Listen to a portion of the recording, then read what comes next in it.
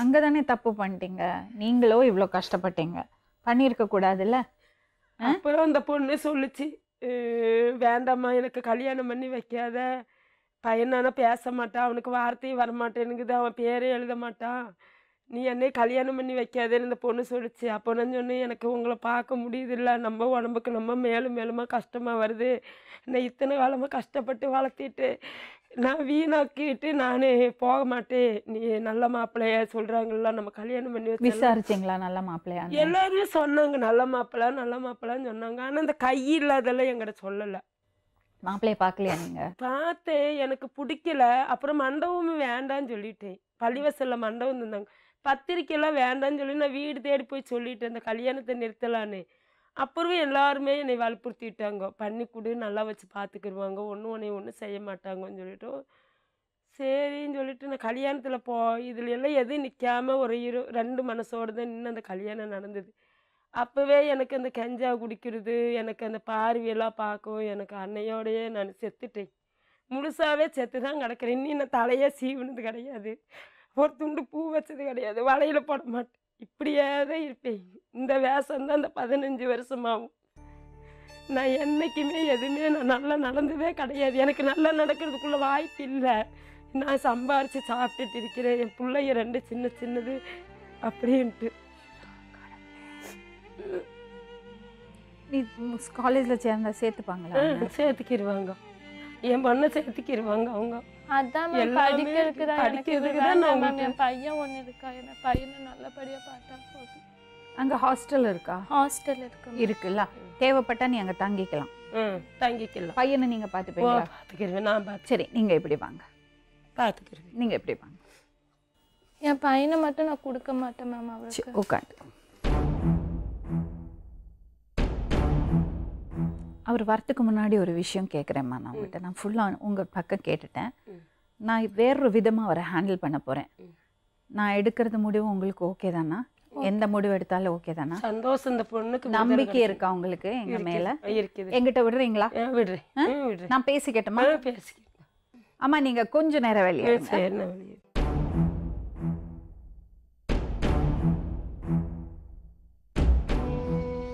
உங்கள் பேர்?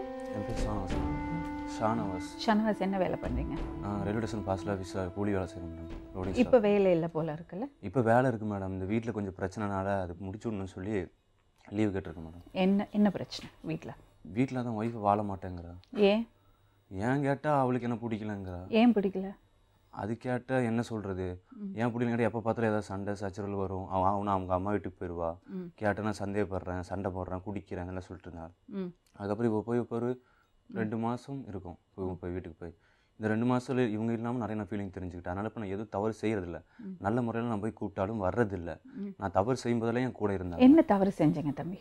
நான் குடிப்பேன் மேடம், நான் வேலை செய்வேன், குடிப்பேன். வீட்டுக்கு சில டைம் நான் காசு கொடுக்க மாட்டேன். அப்புறம் இவங்க சில தவறுகள் செஞ்சாங்க. ஒருத்தங்க பேர் எழுதுனாங்க இவங்க நோட்டில், அதாவது இவங்க பேரும் என் பையன் பேரும் எழுதி என் பேர் இருக்க வேண்டிய இடத்துல இன்னொருத்தன் பேர் இருந்துச்சு.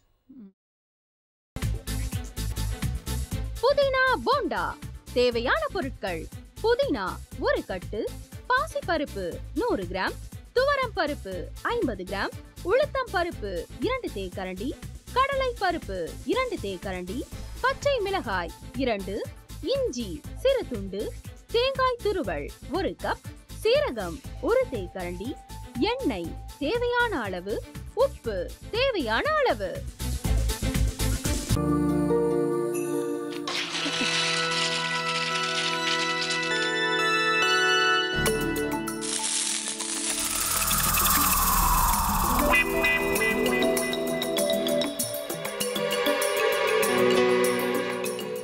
இந்த ஆம்லெட் பண்றதுக்குள்ள போதும் போதும் ஆயிடுது, தவையோட ஒட்டிக்குது.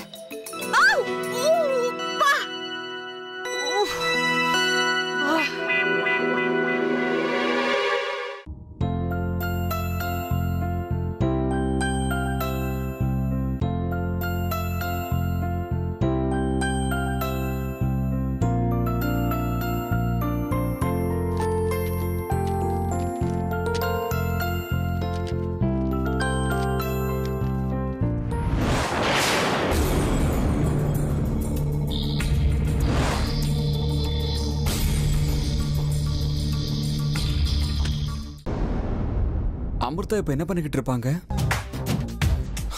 நாளைக்கு எல்லாரும் சேர்ந்து அவங்க வீட்டுல பொண்ணு கேட்கறதுக்காக போறோம். என்ன மாதிரி அவங்களும் ரொம்ப எக்ஸைட்டா இருப்பாங்களோ? அதான் போன் நம்பர் இருக்கே, போன் பண்ணி கேட்டுடலாம்.